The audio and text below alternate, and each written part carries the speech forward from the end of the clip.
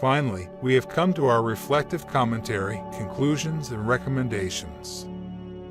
Let's begin with development funding approaches. In order to add value, developers should buy land or a site for residential and commercial developments without a planning consent, and predominantly that site should be pre-planned and funded from their equity. In most cases, there will be absolutely no one they could borrow from to purchase land without planning consent. Therefore, all purchasing should come from the developer's equity raised internally. The only exception to that is when developers, who are quoted companies, and in addition to their original equity coming from ordinary shares, they manage to raise capital known as zero dividend preference shares, which are basically a list of shares quoted on the main market as a standard listing and shown on their balance sheet. Listed developers can utilize that finance on sites with pre-planning, known as firepower, to buy sites. Alternatively, the projects can initially be private equity backed to buy strategic land and any sort of site externally, since developers cannot get bank funding as no banks are interested in putting money into land. Therefore, especially where speculative developments are concerned, these attract mainly private equity finance. Besides, bringing wealthy private equity investors always ensures a ready supply of cash. Developers can be quick in the market. They do not have to worry about what kind of complex debt structure they are going to put together. Developers do not need debt with a private equity partner, and this enables them to proceed with a project quickly, whereas other bidders may struggle to fund larger projects. There is the option, however, to borrow some capital from banks secured against the existing site. Developers are advised to invest some of their own equity in the project as well, typically alongside larger financial partners, allowing the acquisition of a larger scheme. The vested interest or commitment would also allow developers to participate in profit sharing after planning permission has been obtained and the new value of the development has been ascertained. Developers are always advised to add value via new planning design and mixed schemes, or to revise the planning to add more value, even if the site already has planning consent. Developments can be improved by hiring the most skillful architects and other professionals to design profitable schemes, potentially looking at a different mix and occupier strategy. They should target who the developers are building for and in which area, the reasons for constructing the buildings, the timeline, whether they are getting the project back onto the market quick enough or if they need to change their approach. Therefore, the developers have to look at where they are in the cycle. They have to look at what the objective is with the site and form a strategy around that. In London, for example, some developers buy a site for £100 million, and after planning permission, the development on that could be £500 million, if not more. There are risks involved, but the profits are substantial as well, and it usually makes sense with larger projects because it takes almost the same number of people to run a large project as it does a small one. Once developers obtain planning consent, then it is a question of whether they can construct the properties, and then the door opens through various lenders and financial institutions. When developers start developing the sites, they may consider putting some traditional bank debt in place, which is quite an efficient capital payment so the developer can build. The developer might have a 6-month construction period, but then it will start realizing a cash flow which will be released back to the developer, enabling it to pay back the debt very quickly. Traditional lending is quite an efficient capital vehicle once it starts producing income. The difficulty is in funding the initial infrastructure of a site. When developers have a site, they have to clear it, build accessways, put utilities in, and then they can pass up the land for the building of houses or commercial space. It is that element of funding that is difficult to put in place because the banks are not willing to lend to developers. So what do the developers do? Do they sell off the development to institutional investors? They do not, because the developers need to keep the uplift in the land. That is the other reason that the developers should be backed up by private equity. The equity is for the developers, and it makes sense to have private equity in the first instance. Although the private equity funds are expensive, they are similar to hurdle returns somewhere between 10 and 15%. Ultimately, the funds require 20%, and this kind of funding can be also compared to mezzanine finance. The reason the funds charge a higher profit share is because it is a big risk for them. They fund the development in the absence of traditional bank lending. Also, institutional investors will not in most cases touch anything that has not got planning consent. Therefore, when the developers are in a position where they do not have planning consent, only private equity funding can assist them. As a cheaper source of development finance, the developers can also use funding from the government, such as the Get Britain Building Scheme and others from the Communities Agency. This is available for sites with planning consent which developers cannot develop because of lack of finance from traditional lending. This funding is made available by the authorities and developers can apply and if successful go ahead and start developing sites. Others are the Builders Finance Fund and Build-to-Let funding schemes. In all cases, the government tends to fund up to 50% of the development costs. The only criteria in order to draw down the funding from the government are that the latter requires the end purchaser to have contracted with the developer to buy out the development. Basically, it is a pre-sold or pre-let scheme. Since it is still cheap finance from the government on a first charge basis, the developers should take advantage of it. Next is forward funding tactic. To begin with, developers will look for tenants for a commercial scheme, effectively Costa or View Cinemas or something along those lines. They will then set up an option for the land, talk to the landowners and ask to option the land. The developers will then obtain planning consent. Once they obtain planning consent, the lease agreement will be signed. The option would be triggered and effectively they will often forward fund the deals as well so they can sell it on to an institutional investor or a private equity shareholder. With this wise approach, there is no real capital requirements for the developers and they would make a profit on the planning, so it is quite an efficient way of earning. Some developers complete 2 or 3 forward funding deals a year to keep their returns ticking over. What can be strategic outlook of developers? The initial strategic plan of the developers can be like this: to buy the site, obtain planning permission, and lift the value. At that point in time, they can agree if they want to develop further and generally can consider buying larger sites. For example, if a developer has 400 units, it develops 50 and sells 50 just to bring cash in. The land developers sell generally for cash flow purposes, not necessarily to increase the profit stream, since the profit stream now is focused mainly on development. There was a time when the market was good pre-financial crisis and many developers were land traders, buying and selling land, so they did not want to develop themselves. Nowadays, the models have changed slightly because of the financial crisis and economic implications. The shortage of development funding was one of the big issues, especially for quoted companies on the stock market, and the stock market did not understand land traders. Developers had to make changes in the way that investors would understand them through the house building process, and investors would compare developers to others in the marketplace. Once the market started comparing house builders, the share prices went up, bringing more liquidity. This change drove many developers into house building. However, they still sell some land, although not as much as before, and the majority of developers began constructing as well. The main objective is that small developers may want to amass a land bank, so every year their land bank is going to keep increasing, and at the end of the day they would consider being taken out by one of the major house builders. The reason for this exit strategy is because major house builders would just look for land, whereas smaller developers can offer a portfolio of land, quite a lot of it with planning consent, some which may still going through planning, and finally the smaller developers would want to be bought out. In other words, smaller developers like investors want an exit strategy at some point in time, and they will be determined to take advantage of the land shortage or the good partnerships that other property players may offer in order to carry out further developments with the land portfolio. There will probably be 2 main models for developers. The first one is basically a growth company model. The second one is more geared towards a developer investment company, like real estate investment trusts. In a way, is a dividend-paying company, which is an earnings company for investment.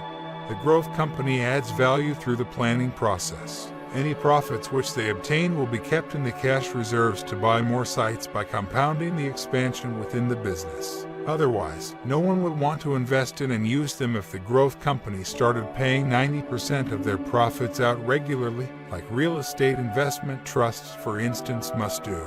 On the other hand, the second model, including real estate investment trusts, has many advantages. As to real estate investment trusts, for example, one of benefits is the absence of capital gain taxes, which swallows up to half of profits for ordinary developers. The capital gains is the key one because before real estate investment trusts came in, there was a huge distortion in terms of looking at the property portfolio and ranking it in terms of what assets are good, what are bad, what should be held for the medium or long term, and what to sell in the short term. It was distorted by the capital gains picture. So, if developers had large capital gains but it was an asset that they should sell, they could have made the wrong decision and held onto it, as developers did not want to trigger the gain because they did not have the losses to shelter the gain. Therefore, developers had a distortion of behavior. Now that the tax distortion is gone, it is all about the underlying property rather than thinking about the tax, and the real estate investment trusts can fully focus on the property fundamentals. Another advantage is that companies like real estate investment trusts have a substantial open tap to liquidity and access to various debt tools, including bond and bank debts. Their bank facility can be drawn up to 80% loan to value if there is the crisis. The real estate investment trust's margin with banks is very competitive, around 120 compared with other listed developers having over 250 basis points. Since they are so vast and have such a large pool of assets, real estate investment trusts get enormous flexibility to bring assets in and out because of the scale. In fact, it does not adversely affect the operation of the business. What should be gearing, debt, equity, and loan-to-value balance? Developers should keep a reasonable balance of gearing.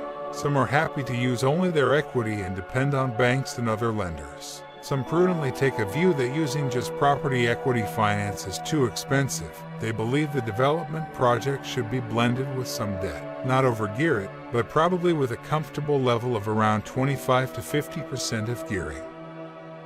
Developers should also try to keep loan to value on a reasonable level, probably around 60%. Again, some developers think that all funding should be done just on equity. When they can get debt, it does make financial sense, so long as the market is there. If the market was not there, then the debt finance would not be available anyway, since the lenders would say that the market was not good and they would have nothing to gain. This is exactly what happened in the crisis, when the developers had to use their own equity. Once the property market improved, the debt became available again. It is not beneficial to use any debt by management either. Therefore, developers may utilize the debt finance choices which are available, since the higher gearing in the rising market will multiply profits substantially. Let's look at raising funds via venture capital versus via the stock exchange. Developers should make a choice which way they would prefer to finance their projects, since the consequences could influence the management decision-making process on the whole. In the case of venture capital, there is a chance that the current management would lose control once new management investing in the project was brought in. They would wish to use their own people to oversee how the development company runs the business, and there would be certain business restrictions with venture capital partner management. The developers who do not want their hands tied by somebody externally may choose the stock market path instead. It is a very entrepreneurial way with the freedom of running the business in the way the developers want it. In this case, investors fund them via the stock market and people invest money in a project, relying on the management to run it in the way they want to run it. The developers get more access to liquidity in the markets if they do well and come under less scrutiny in many ways than venture capital would. Developers are more a master of their own destiny providing they have enough public information flow. The results are clearly rewarded if the stock prices go up and hence more investors come. Otherwise, the poor performance management has to be changed. Obviously, with the stock market funding path, there are some drawbacks in that it is regulated by the market, whereas the companies with private equity can do what they like and do not depend on the stock market pressure. Being a company that is not quoted may open doors to other means of funding also. In addition, raising finance via the stock market does not depend on the initial amount of the capital involved. There is no minimum or maximum equity, and it is not considered the main factor. The most important factor is an impeccable management track record, such as executives are involved who have carried out development successfully before and have experience. Otherwise, without being able to demonstrate the development track record, even with reasonably skilled management, the developers have to be very careful. It would be very difficult to raise more money again if the company lost earlier raised capital or did not fund it wisely. Another consideration is increasing funding prospects via JV and partnership structures. Developers should seriously consider having some partnerships in land acquisitions, together with local authorities, for example. For developers, it is another source of funding, in other words, to reduce the burden of acquiring the land.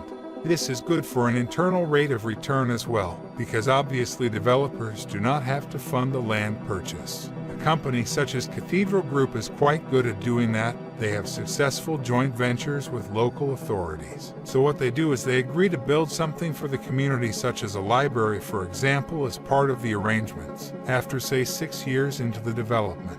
By that time, the developers would have effectively built their infrastructure, they would start selling, and therefore, they would not have had to pay for the acquisition of the site. The developers' returns and the internal rates of returns that they are making on the developments will be enhanced greatly by this kind of path. It is a very effective way of obtaining an alternative development finance source and structure. For many reasons, not many developers are keen to go through the whole development process and build everything themselves. Instead, developers may bring builders in under their scheme or get into joint venture with large established market players who can participate in the financial risks and share the final fee. The reason for this is because listed house builders have their procurement and marketing network in place. They have their funding and also the contracts, the cost base, and the economies of scale.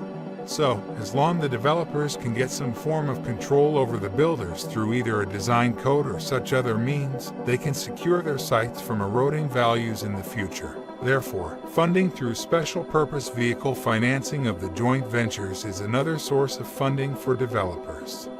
The next important point is setting a financially independent SPV structure. Typically, developers probably arrange it into a single asset owning entity. They will possibly have it if there is a development management agreement that might be in a different company. And then they will most likely have to give a guarantee, so there is an asset owning entity. Equally, developers might put those development agreements into a separate company, a sister company, and then there will be a small holding company. If developers are developing on a long leasehold, the freeholder might want to guarantee that the developer is going to complete the development obligations. For example, somebody like the Goldsmiths, and they would want to guarantee that the developer was going to complete, and the local authority might want a guarantee. Subsequently, the developer would then give an operational guarantee from one of the major companies in the group, which is one of the ways to separate an SPV from its obligations. What about funding from overseas investors, private equity funds? For developers, given the restrictions in domestic lending, offshore funding, especially from international private equity funds, becomes one of the prospective ways for their development capital source and structures. For this reason, developers should take part in joint ventures with overseas partners, usually LLP. Such a share profit comes into developers as opposed to being taxed in the LLP, and overseas partners get their profit directly. The most popular structure for developers with overseas European, US, and Asian partners are offshore joint ventures, SPVs in various areas. However, JVs or mutual fund structures based in the Channel Islands and Luxembourg jurisdictions seem a preferred path for private equity, in the way that all partners structure it in such a manner that they will not get taxed on their share of the profit. Such SPVs allow partners to be brought both from the UK and overseas, and the latter will not get taxed in the UK or for other pan-European property development and investment projects. A typical model may probably be viewed as a 50-50 arrangement. In the overseas SPV, the UK developer puts their funds as debt into that vehicle, and the private equity investors put in their capital. The UK developer can finally get 50% of the profits and get taxed from the profits in the UK. Overseas partners will be taxed at their own end, without losing taxes in the UK accordingly. Developers may consider attracting overseas funders using an offshore funding SPV as a very beneficial way to facilitate the fund's investment in the land, for instance, especially as it is really effective to have an offshore gain, such as planning gain for overseas investors. For example, an SPV for a top company that is a Luxembourg vehicle and then a subsidiary based in Luxembourg and then a management vehicle based in the UK where effectively they manage the project. So the management vehicle effectively charges the money and time to the Luxembourg entities. However, once the developers obtain planning permission and proceed to the operational phase, they may need to modify the whole offshore funding supply chain and have the offshore SPV optimized of its involved structure, because developers will start constructing in the UK, which is deemed to be onshore operation area. Needless to say, the developers and overseas partners should always set up the offshore SPV structuring from beginning to the end in a legitimate way, as if an SPV carries out a project offshore, it really has to do it offshore. Therefore, offshore SPV funding can be a good structure for financing development projects and sheltering some form of taxable gains for overseas investors. In summary, let's look at challenge and vision for property development funding. The challenge for developers is to make sure that they generate enough income as they proceed with a project and that they have enough development on the commercial or residential sides, as well as making sure they are making enough profit to cover overheads and ensure they realize their equity. In order to reduce risks, developers should try to avoid putting all their debt against land only. Instead, they should be looking to diversify the debt finance against pre-let property developments at a sensible gearing level. It is important for developers to be capital recycling and to have a net debt neutral business philosophy. The LTV will come down as property values rise. This is a kind of central forecast, and it facilitates capital recycling. One of the key benefits is to gain clarity in the decision-making process, because when the asset managers and property professionals become involved, they want to oversee everything. Developers have to be cautious and should be capital recycling. They have net targets to consider. Some years they have a net divestment target and some years they have a net investment target. However, since developers are not going to get it right year on year through the cycle, they have to be net debt neutral. Therefore, there is an element of balancing, and it will not allow, for instance, developers and shareholders to sell more than X million pounds of assets before it is balanced it out. Finally, part of the challenge is that developers cannot see much beyond a 2 or 3 year period. Nobody knows when the cycle is going to turn. When it does turn, developers should have their funding firepower intact, because that is when there will be many buying opportunities around. Developers should not put themselves in a position where if the market turns they have already used their capital firepower and equity. Therefore, the whole mindset is really powerful. It is an incredible vision and should assist developers in attracting a beneficial range of sources, as well as establishing proper structures for development finance at various project stages. And that is the mantra.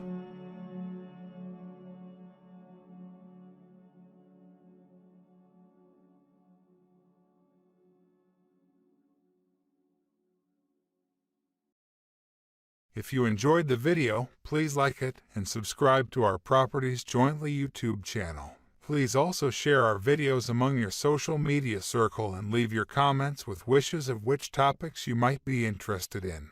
Your support is very much appreciated and will help with the YouTube distribution algorithm.